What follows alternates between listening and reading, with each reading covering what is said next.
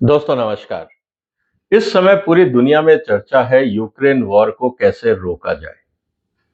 सवाल इस बात का है कि अगर यूक्रेन वॉर को हमने रोक दिया तो क्या दुनिया में शांति हो जाएगी। इस बात को समझना बहुत जरूरी है। इसलिए आज की चर्चा का जो टॉपिक मैंने आपके सामने रखा है दोस्तों, वो इसलिए इंपॉर्टेंट है कि अगर आप सेकेंड वर्ल्ड वॉर के बाद से लेकर अभी तक अगर इतिहास को देखते हैं तो आपको एक चीज बहुत क्लियर हो जाएगी कि शायद यूक्रेन वॉर रुकना नहीं चाहिए। ऐसा मैं क्यों कह रहा हूं दोस्तों? आज जो आंकड़े मैं आपके सामने लेके आया हूं वो आपके सिर को और दिल को झकझोर देंगे, क्योंकि इसमें इतना ही ज्यादा अगर मैं सच्चाई आपके सामने रखूं तो आप खुद परेशान हो जाएंगे कि ये हम इस सभ्य दुनिया में कर क्या रहे हैं। और हम बात करते हैं डेमोक्रेसीज की, हम बात करते हैं उन देशों की जो ह्यूमन राइट्स के लिए अपने आप को चैंपियन बोलते हैं। इसीलिए इस वीडियो को अंत तक देखिएगा, आपके सामने मैं बहुत इंटरेस्टिंग डेटा लेके आया हूं। इस वीडियो को शेयर करिए, इस चैनल को सपोर्ट करिए और सब्सक्राइब भी करिए। दोस्तों मैं कह रहा हूं कि यूक्रेन युद्ध क्यों नहीं रोकना चाहिए, उसका कारण बहुत सिंपल है। यहाँ पे युद्ध से ज्यादा कुछ और लोगों का इंटरेस्ट है जो चाहते हैं कि युद्ध चलता रहे, क्योंकि अमेरिका के लिए और वेस्टर्न वर्ल्ड के लिए जो वॉर है ना, वो प्रॉफिट सेंटर है। अब ये किस तरह से यूक्रेन वॉर उन पे भारी पड़ रहा है, इसीलिए इसको समझना बहुत जरूरी है।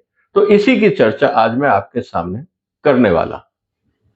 दोस्तों सेकेंड वर्ल्ड वॉर 1945 के बाद से लेकर 2025 तक आज तक बड़ी लड़ाइयां जो हुई हैं उनका आंकड़ा मैं आपके सामने रख रहा हूं। स्टार्टिंग फ्रॉम कोरिया वॉर, अब आप देखेंगे एक के बाद एक, कभी दुनिया में लड़ाइयां रुकी नहीं। क्यों नहीं रुकी, इसको समझना बहुत जरूरी है। कोरियन वॉर, फिर वियतनाम वॉर, फिर इंडोनेशिया मैसेकर, फिर लैटिन अमेरिका में लगातार कूच 30 साल चलते रहे, फिर ईरान का झगड़ा, गल्फ वॉर, फिर इराक का झगड़ा, फिर अफगानिस्तान, पाकिस्तान, फिर लीबिया, फिर सीरिया, फिर यमन, फिर गाजा पैलेस्टाइन और अब चल रहा है यूक्रेन। ये एक के बाद एक लड़ाइयां चलती रही और लाखों लोग मरे। अगर आप यहां पे देखेंगे तो मिलियंस के अंदर लोगों की जानें गई। और अगर आप टोटल हिसाब लगाएंगे तो अभी तक सेकेंड वर्ल्ड वॉर के बाद जिन लड़ाइयों में अमेरिका इन्वॉल्व है, इस बात को आपको ध्यान रखिएगा, जो डॉक्यूमेंटेड एविडेंस है उससे करीब 50 से 60 लाख लोग अमेरिका के इंटरवेंशन से दुनिया में मर चुके हैं। इनमें या तो अमेरिका ने बॉम्ब गिराए या बॉम्ब सप्लाई किए। ये दोनों स्थितियां हैं जो 50 से 60 लाख लोग आज अमेरिका के जो वॉर इंडस्ट्री है उसने लोगों को मारा है। अब सवाल इस बात का है कि क्या ये अचानक हुआ? ऐसा नहीं है दोस्तों। आप टाइमलाइन देखिए, एक के बाद एक 1950-45 से लेकर 2025 तक आप देखेंगे कि कभी भी दुनिया में शांति नहीं रही, वॉर चलते रहे। इसका मतलब ये है कि ये जो वॉर मशीनरी है, जो इंडस्ट्री है, जो हथियार बेच के जिंदा रहती है, अगर दुनिया में 2 4 5 साल भी शांति हो गई तो वो हथियार किसको बेचेंगे? उनका धंधा कैसे चलेगा? वो अपने शेयर होल्डर्स को कैसे प्रॉफिट देंगे? ये सोचने की बात है। इसीलिए ये इंपॉर्टेंट है कि जो वॉर मशीनरी है इस पे कैसे काबू पाया जाए। और यूक्रेन का मुद्दा जो मैं आपके सामने रख रहा हूं, ये बहुत इंपॉर्टेंट है। इसीलिए इसको समझने से पहले कि जैसे ही एक लड़ाई खत्म होती है दूसरी शुरू हो जाती है। कोरिया खत्म हुआ, वियतनाम शुरू हुआ। वियतनाम खत्म हुआ, लैटिन अमेरिका और मिडिल ईस्ट शुरू हुआ। सेकंड जो कोल्ड वॉर था उसके बाद इराक हुआ, इराक के बाद अफगानिस्तान हुआ। अफगानिस्तान के बाद जब अमेरिका अफगानिस्तान से बाहर निकला तो यूक्रेन का फ्रंट खुला। अब अगर यूक्रेन का फ्रंट बंद होता है, यूक्रेन बंद होता है तो क्या होगा?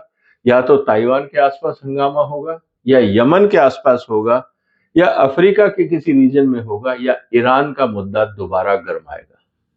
क्योंकि इस वॉर मशीनरी को कुछ ना कुछ तो हथियार बेचने के लिए साधन चाहिए। और जहां तक मेरा मानना है दोस्तों, ये उस क्षेत्र को टारगेट करेंगे जहां से ये पैसा कमा सकते हैं। हैं। उदाहरण के लिए यमन एक टारगेट हो सकता है, क्योंकि अगर ताइवान टारगेट हुआ तो अमेरिका का अपना पैसा लगेगा। यूरोपियन यूनियन को अमेरिका का साथ देना पड़ेगा, क्योंकि अमेरिका ने यूक्रेन में साथ दिया। इस स्थिति में अमेरिका के अपने बजट से पैसा जाएगा, ये इसको अवॉइड करेंगे। उससे पहले हो सकता है कि ये यमन पे अटैक करें। यमन पे अटैक करने से ये होगा कि सऊदी अरेबिया, यूएई, जितने गल्फ कंट्रीज हैं, वो अपनी सुरक्षा बढ़ाने के लिए अमेरिका से हथियार खरीदेंगे, और इससे अमेरिका की जो वॉर मशीन इंडस्ट्री है उसकी दुकानदारी चलती रहेगी। इस एंगल को समझना जरूरी है, क्योंकि यूक्रेन में अमेरिका और यूरोप का काफी पैसा लग चुका है। अब वो इस बात से परेशान है, वो इसलिए यूक्रेन का युद्ध रोकना चाहते हैं क्योंकि अब ये युद्ध जो है उनके लिए इकोनॉमिकली भारी पड़ रहा है, उनकी जेब से पैसा लग रहा है। बाकी जगह पे वो पैसा लगाते नहीं है, वो हथियार बेचते हैं। अब इसीलिए वो चाहते हैं यूक्रेन वॉर रुके, ताकि कोई ईरान या यमन जैसा नया फ्रंट शुरू हो, ताकि वो हथियार इन देशों को बेचना शुरू करें, क्योंकि उन देशों को चाहिए होगा air defence system, aircraft, artillery, दुनिया भर की दुकानदारी शुरू हो जाएगी। तो पूरा शॉपिंग का बिजनेस हथियारों का शुरू होगा, जो प्रॉफिटेबल होगा। इसीलिए इस समय डेस्परेशन है कि यूक्रेन वॉर को रोका जाए। अब सवाल इस बात का है, जैसा कह रहा हूं लगातार, कि जो मिलिट्री इंडस्ट्रियल कॉम्प्लेक्सेस हैं उनको तो लड़ाई चाहिए, और जितने भी प्रेसिडेंट आते हैं, खासकर विदेश मंत्री और डिफेंस मिनिस्टर अमेरिका में, वो इस कॉम्प्लेक्स की कंसेंट के बगैर अपॉइंट नहीं होते। क्योंकि अगर वो पीसफुल आदमी हुआ तो सवाल ये होगा कि भैया फिर हमारी दुकानदारी कैसे चलेगी। तो उनको हमेशा फॉरेन मिनिस्टर और डिफेंस मिनिस्टर ऐसा चाहिए जो पूरी दुनिया में कहीं ना कहीं पंगा करता रहे और राष्ट्रपति को यह समझाता रहे कि ये लड़ाई क्यों जरूरी है। इसका मतलब यह है कि जो बिगेस्ट बेनिफिशियरी है यूक्रेन वॉर के, वो है यूएस आर्म्स इंडस्ट्री। इसीलिए आप देखोगे ट्रंप ने क्या बोला यूएस मतलब नेटो की मीटिंग में, कि अभी तक आपका डिफेंस बजट 2.5% था, 2% था, अब आप उसको बढ़ा के 5 कर दीजिए। मतलब 300 से 400 बिलियन डॉलर का सालाना हथियार हम आपको और दे देंगे। आप वो हमसे हथियार खरीदिए और यूक्रेन को दीजिए, हम फ्री नहीं देंगे। सवाल इस बात को लेकर है। अब सवाल इसको है कि अगर ये सस्टेन होते हैं प्रॉफिट, तो इसके लिए उनको नया फ्रंट खोलना पड़ेगा अगर यूक्रेन में शांति आती है। इसका मतलब जब तक केओस रहेगा, हथियारों की बिक्री रहेगी। अगर शांति हो गई दुनिया में, तो धंधे में नुकसान होगा। अब नुकसान कौन चाहता है? इसका मतलब दुनिया में शांति जरूरी नहीं है। फिर पीस मेकर, फ्यू कॉन्ट्रैक्ट्स जो है आपके in the name of peace, ये है आपके जो हथियार बनाने वाली कंपनियां हैं अमेरिका की।